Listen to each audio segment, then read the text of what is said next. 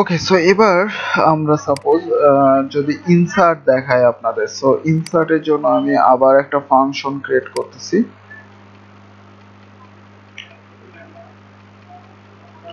Suppose এখানে লিখলাম হচ্ছে ইনসার্ট,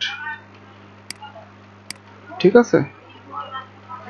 সো ইনসার্ট এর জন্য আমরা যেটা করব সেটা হচ্ছে যে সাপোজ আমরা ওয়েবের মধ্যে যে একটা রাউট ক্রিয়েট করি যে হচ্ছে ইনসার্ট, ঠিক আছে।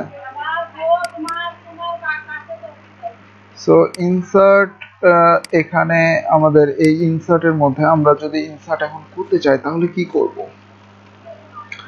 সো এটা করার জন্য আমরা বলবো ডিবি ইনসার্ট নামের ফাংশন ইনসার্ট, ঠিক আছে। এটার মধ্যে জাস্ট একটা অ্যারে নেব, অ্যারের মধ্যে আমি বলে দেব যে কি কি ইনসার্ট হবে। সাপোজ নেম, মনে করেন আমি নেম দিয়ে দিলাম একটা, যে সাপোজ হচ্ছে নেম হচ্ছে এবিসি, হ্যাঁ।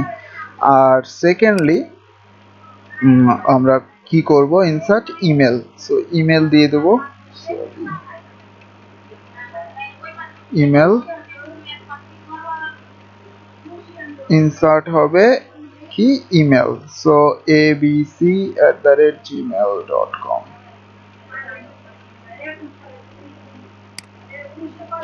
সো সেভ করলাম। সেভ করে এখন যদি আমি ইনসার্টের মধ্যে যাই, সাপোজ হচ্ছে এটা সিলেক্ট, আমি সিলেক্টই রাখলাম কারণ সিলেক্টে সবগুলো আবার আমি দেখবো যে আসছে কিনা। সো এখানে মনে করেন আমি করে দিলাম ইনসার্ট। সো আমাদের ইরোর দেখাচ্ছে, সিনট্যাক্স ইরোর মেবি। সো এটার মধ্যে আমাদের লাস্ট অবশ্যই সেমিকোলন ইউজ করতে হবে, রিলোড দেন।